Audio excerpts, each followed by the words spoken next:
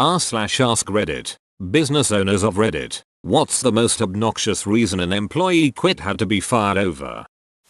Pawnshop employee stole $400 from the cash register, then realized that there were video cameras. He had no idea where the security footage was stored, so in order to cover his tracks he set the store on fire.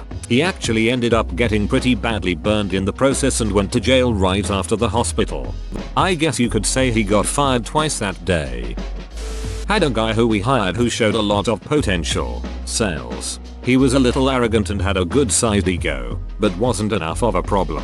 He was very good at sales and eventually it went to his head. He started showing up late all the time, leaving early, cutting corners where he could. The final straw came when he showed up late and someone spoke up about it to him. He decided the best choice of words he could yell were, "I make the most sales and I have the biggest dong so you can all duck off." He was fired on the spot. Customers thought it was pretty funny though. In his defense, if he was making more sales with half the amount of time and meeting quotas, IDK if I would have cared, haha. But I would have fired him for saying that, so whatever. I used to own a bakery and a woman quit because she blamed her yeast infection on a bad batch of yeast I bought from China. I may be a guy but I don't think that's how it works. Depends on what she's using for a bread box. The company I work is a contractor for a giant corporation and we go to different stores to do work. This new guy we hired seemed normal at first, but it turned out he was a complete ducking idiot. So one day, he goes on site with one of the senior employees to shadow him.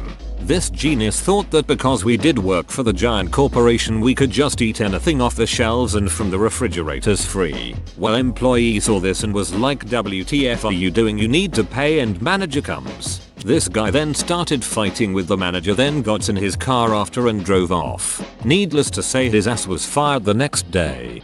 Now he has some food for thought.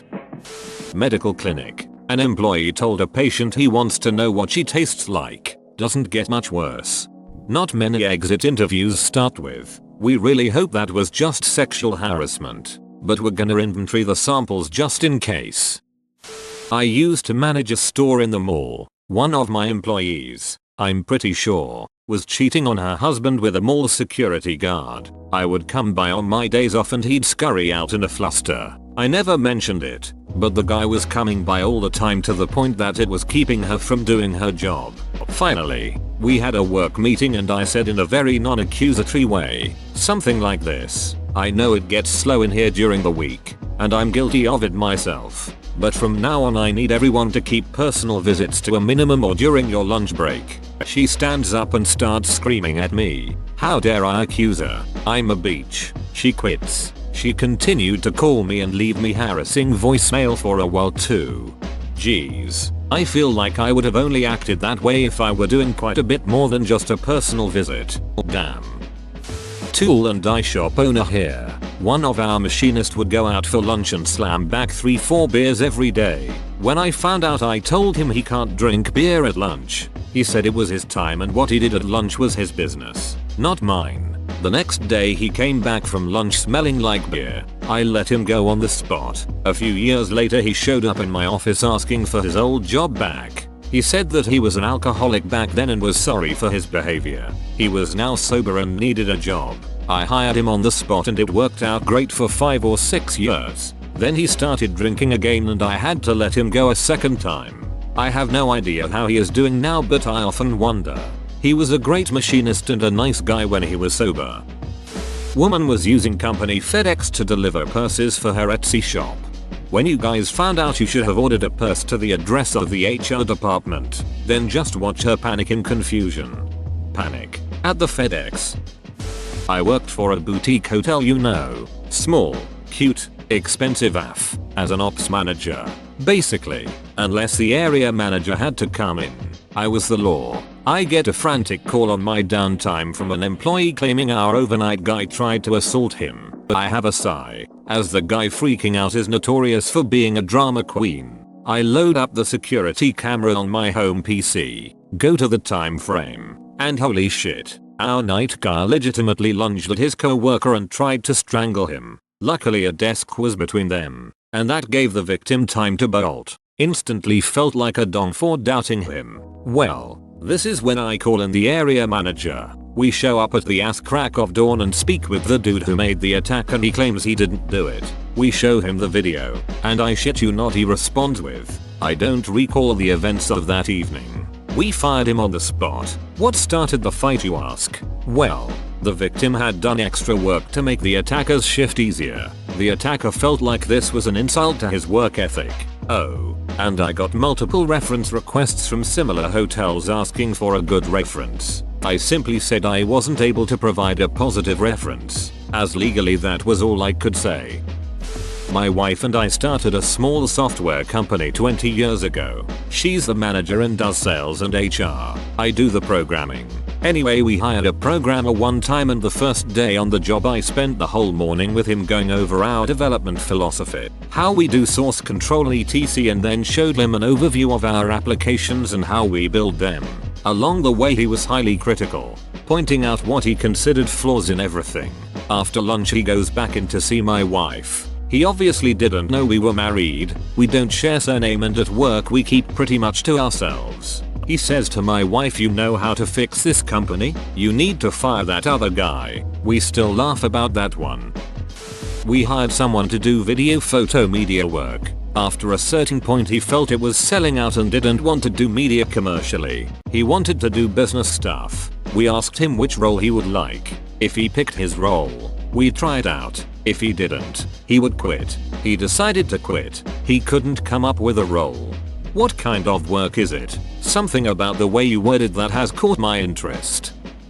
About a year ago, I hired a guy who was down on his luck. Went against my best judgment. Due to the nature of my business, I usually don't hire people that fit his profile. Out of shape, poor hygiene, etc. It wasn't long before I started hearing complaints from female employees and clients. Turns out that he would often attempt to flirt with women, and when turned down, he would lose his mind and call them terrible names and insults. I don't tolerate that shit, so I gave him a very stern warning. The very next day, I found one of my sweetest female employees visibly upset. Upon inquiring, she said that the dipshit had followed her home yesterday to make sure she got home safely, then showed up this morning to escort her to the office. She was genuinely scared. I called him into my office and told him to scram. He threatened to file a complaint with the Department of Labor for discrimination against men who have an innate need to protect women. Didn't matter. Told him to beat it. And now I'm fighting the stupid claim with the doll. Once you're done that with that hearing and easily win, I'd be tempted, if I were you, to take him to small claims court to offset any costs you can rationalize from this fiasco. I fired a guy because he said he couldn't come to work because it was raining and he had just washed his car the day before. I had an employee call off because it was raining and his car didn't have windshield wipers. That was a brand new excuse for me, so I'll let him have the day off. Once.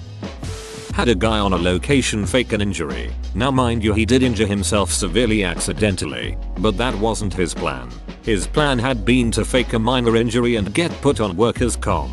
The problem was he screwed up how to do it and ended up hurting himself severely. You ask, how did you know he was trying to fake injure himself? Well, that's very easy to explain. We had a 20-minute tape of him hiding behind one of the trucks on the worksite practicing his fall. Then a written confession from friends saying that he'd been planning it since the day we hired him. Was his plan to only get a little run over? His plan was to twist his ankle in one of the small gopher-size holes on the location. Instead he tripped over a clearly marked line of pipe and impaled himself on another piece of pipe. It apparently screwed up his intestines pretty badly. Not my business but my dad's. He hired predominantly people with criminal records, and literally all they had to do was inspect rental cars for damage as the cars left the lot and keep their noses clean. You could do pretty much anything you wanted on your downtime with no complaints from my dad, as long as he didn't get any complaints from the owners of the car lot. One day one of the supervisors for the car lot I worked for walks out and asks me for my dad's number. Supervisor had caught a guy stealing gas from the property. He even had security camera footage of it happening. Dude was instantly fired. Good on your dad for hiring people who struggle getting jobs. That's exactly why he did it, too. One of his best friends of 30+ years and his brother were both ex-cons and struggled to get jobs. Plus with the exception of this guy they were all super reliable and gave him no problems. Everyone with no record, me being probably the only exception, gave him a ton of problems and weren't as reliable. Worked for him well until the business went under many years later.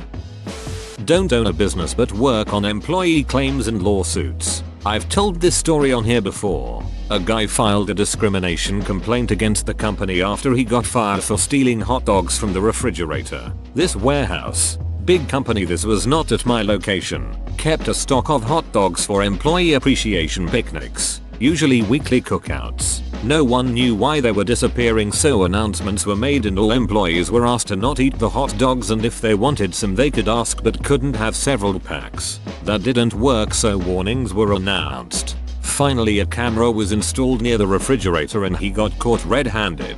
He was just practically inhaling the hot dogs directly from refrigerator by the packs. After he was fired, he filed a discrimination claim on the basis of disability due to his weight. I sent the response with a video of him eating the hot dogs. Also, he couldn't prove his weight was a disability under the ADA and weight is not a protected class. We won that claim. Employee had corporate card, charged a vacation, purse, fossil watch, takeout, along with overall being miserable to work with. Had laptop stolen within weeks of joining. Fired her, and a few days later a watch catalog from Fossil showed up at the office with her name on it. Have active court cases for all the theft. Back when I had my translation business, I hired a guy to seek out contracts for me. I'd pay him 20% finder's fee. Instead of sending the finished project to a client, he accidentally sent naked pictures of himself. I learned of it when my client forwarded me the mail half an hour later, including the multiple glorious cockashots. I had a subcontractor on a job for my company try and convince the client that they should dump me and go with their business and they would undercut me by 10%. Learned this from the client, who asked me to find another person to service our contract.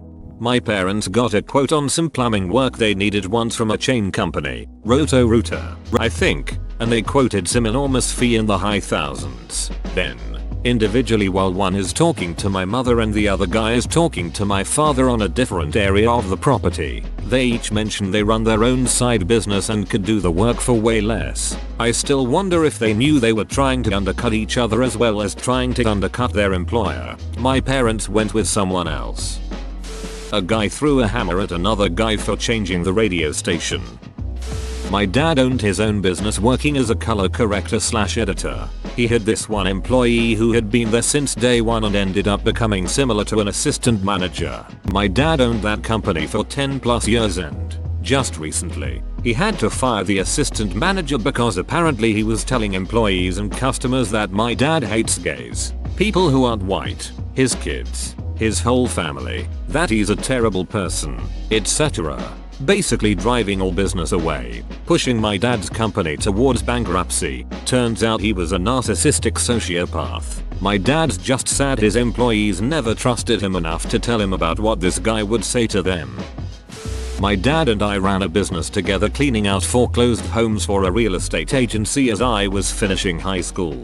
I was a senior, so I got out at lunchtime and we could usually get a house done in a half day. Sometimes we'd get some bad ones and we had a few guys that we would call to see if they wanted to make a quick $100 for a day's work. On my literal last day of class, my dad picked up one of our usual guys and got one house about 90% done by lunch. He was a pretty normal guy that we had never had any trouble with. The guy we paid to help my dad went out to the truck and came back into that house with a gun and robbed my dad of his wallet and took his keys and left in our truck. Funny thing is, my dad only had the cash he was about to give him an hour later for finishing up the house. The state police got the guy's number from us and they told him some bogus story about how my dad was being investigated for not paying his workers and if met them with the truck they would get his statement and let him go. Idiot pulls up and gets arrested on the spot. He got 8 years in prison.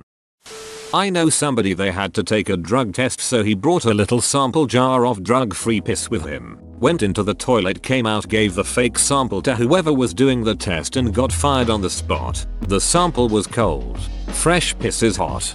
I have experience with the drug testing, folks. I am amazed at the number of patients that don't realize temperature is practically the first thing they test. We had a young IT intern helping with some hardware inventory tasks. It wasn't uncommon for laptops not to make it back to us, as projects would hoard them from terminated employees, but one day we noticed his backpack open and a laptop of a model we used sticking out. Sent him to the other side of the building and checked the serial number, and yep, it was one he reported as missing during a recent inventory. Opportunistic theft is one thing, but bringing it back into the office every day, just whoa.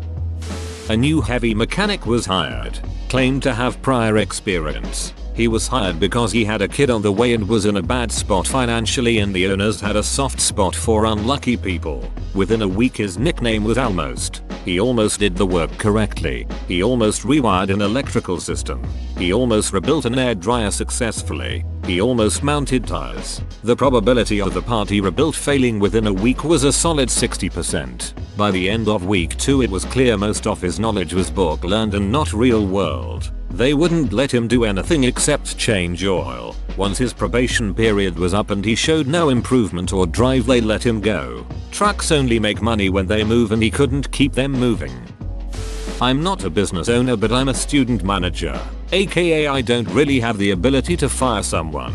But I had to in this case. This one kid was trouble to say the least, and I asked him to go check the bathrooms to make sure they were clean, stocked. When he asked about the woman's room, I said just to knock and make sure nobody was inside. Apparently he banged on the door and screamed in his very deep voice, "WHO in here? Everybody get out." He then entered the bathroom where a poor little elderly woman was inside the stall and continued to bang on the stall yelling, "Get out." He was yelling so loud I actually heard him and went to investigate. The poor woman was whimpering and calling the police, and he just was the kind of person who had no idea how he came across. There was many weird issues, but this obviously topped the cake, and I told him he was done and needed to go home. The poor old woman was so upset that she refused to leave the bathroom, and I had to call her son for her. Private security here. If I heard a call like this from a guard, I'd be thinking we're dealing with some "I hope the police get here fast enough" shit. Here, when dealing with opposite sex restrooms, we knock loudly 3 times. "Security, anyone in there?" and then repeat this cycle once more before opening the door. I'm not sure what we'll do if we ever hire a deaf employee and nobody tells us.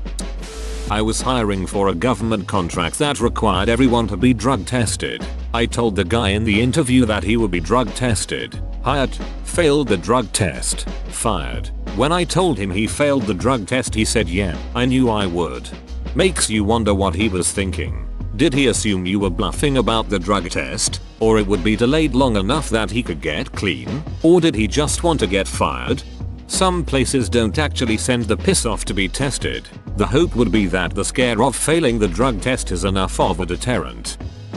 I sold Kirby vacuum cleaners for a day. We drove around in a van and knocked at doors. The driver owned a franchise or something, so he would come in and close the deal. I sold one on my first day. I called him and he came in and asked the buyer if there was anything he did not like about the deal. Of course the buyer said that the price was a little high, so the franchise owner knocked off my whole commission. His reasoning was that if I sold a couple more I would be in some higher commission rate or something. I said duck that and took the tea home. Hounded him for weeks. He finally gave me the money after I showed up at his house at 1:30 AM. Duck him. What an a-hole. I own a small business that I run, and one time this employee quit because he got bit by a squirrel that a customer threw at him.